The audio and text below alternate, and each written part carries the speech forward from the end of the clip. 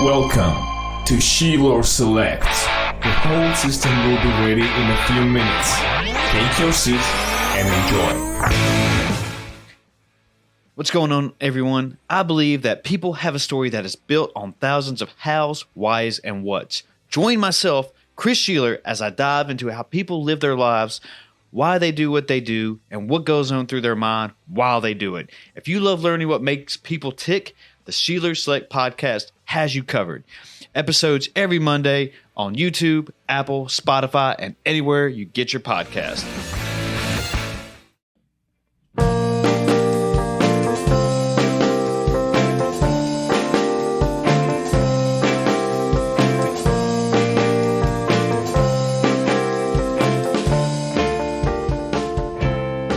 Hello and welcome to Fast Facts Schmacts, the quick podcast good enough to get you a C.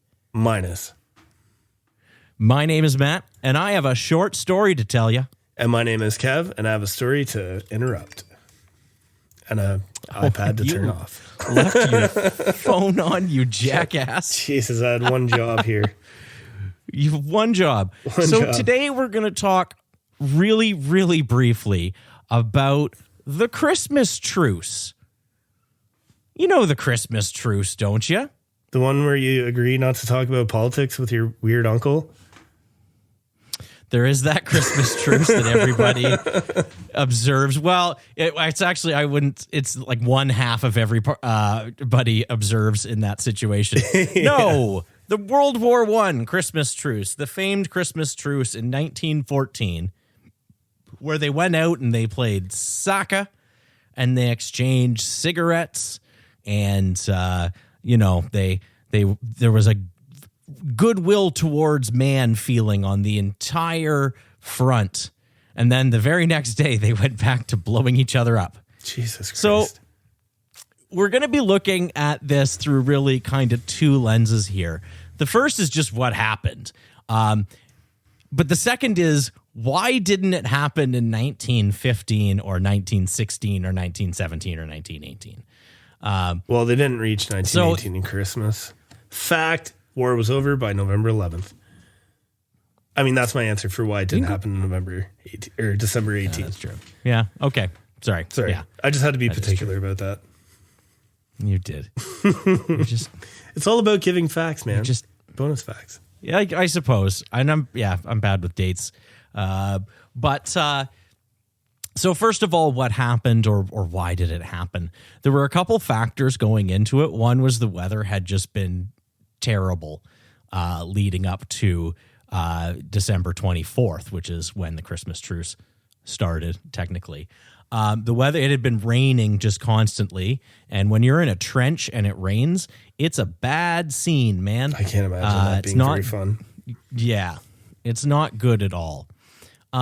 An unlikely cause of this little temporary truce was that the soldiers were getting a lot of gifts, but they didn't really have anywhere to put them per se. Like if you get for example, people were getting couriered 1,000 cigarettes or something. What do you do with it? So you got all this stuff that's lying around all of a sudden in these trenches where there's not really a whole lot of room for it. There's probably an attitude of we need to get through this stuff pretty quick. And the other thing is at this stage in the war, there are a lot of weird little temporary truces that are just kind of going on all the time anyways. A couple examples would be like the troops the armies would have dinner at the same time so that, everybody can get a good meal in. Or, there was a tendency of patrols to just not engage with each other at all. It was very gentlemanlike, right? They kind of had this live and let live kind of, we'll fight when we have to, but in 1914 anyways. Right. So on Christmas Eve, the weather got a lot better. It stopped raining and it got cold. So the mud in the trenches just kind of hardened up, almost became a bit of a floor. Conditions got a lot better. People had just kind of a little bit of a better attitude in general. and people started singing Can I spontaneously. can I just ask a quick question here? How shitty is it that You when sure the can. ground freezes, you've considered your situation is better? Oh yeah, That to me is like, oh you know, man, the ground's frozen. This is the worst day of my life. Like I'm stuck out here and everything's frozen. Well, and these guys are like, oh you know, man, if- I'm not neck deep in mud. Awesome.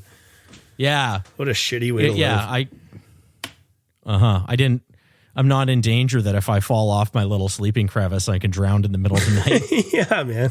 in mud because crazy. nobody will wake up to help me. Madness. It's super, super awful.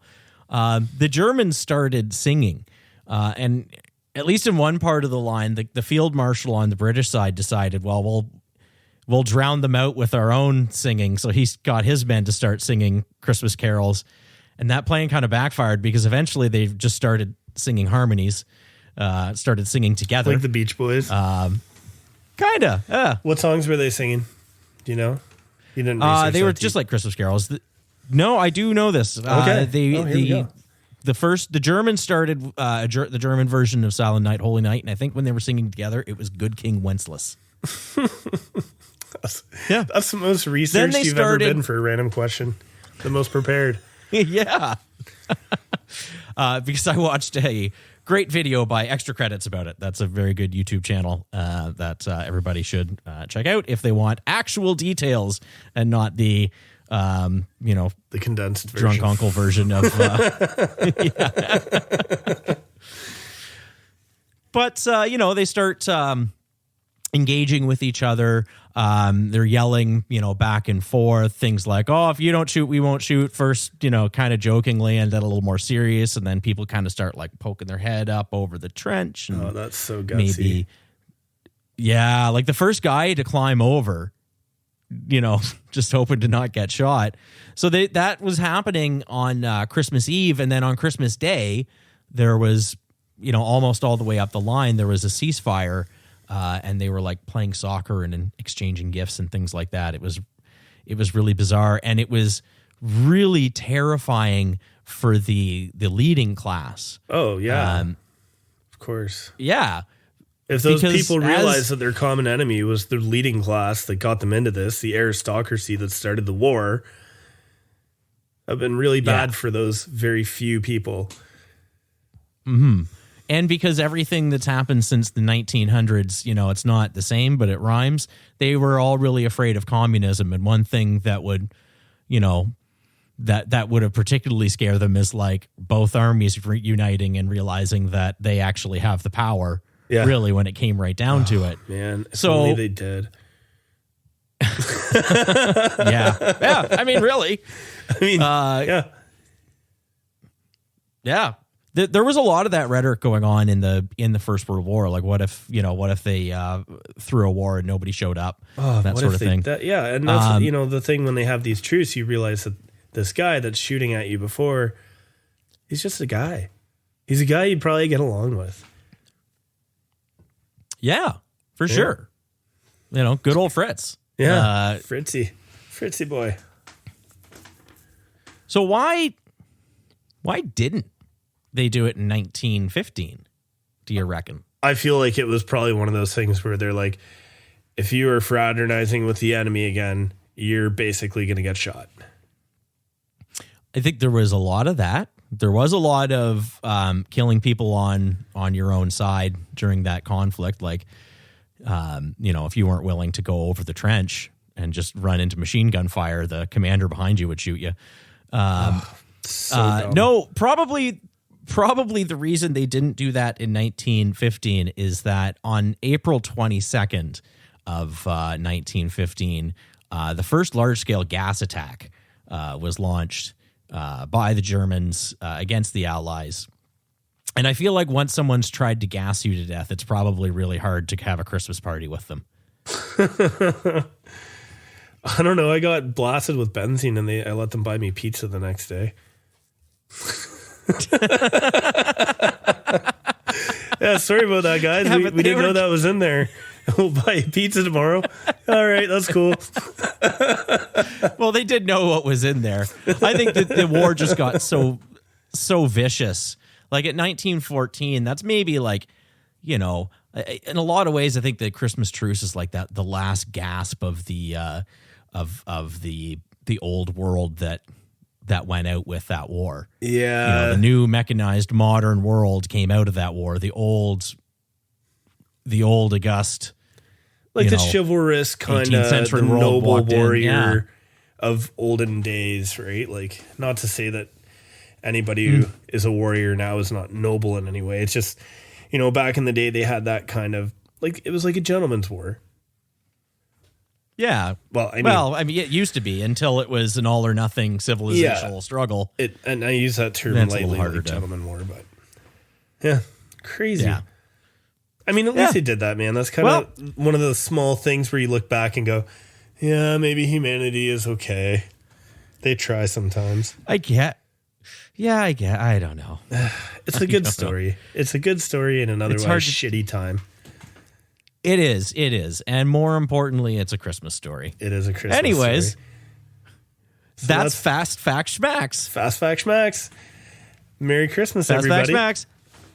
Merry Christmas, even though this will be coming out after Christmas, I think. Oh, yeah. Yeah, it will. Yeah. Well, whatever. Happy holidays. We'll still be happy holidays. Happy New Year.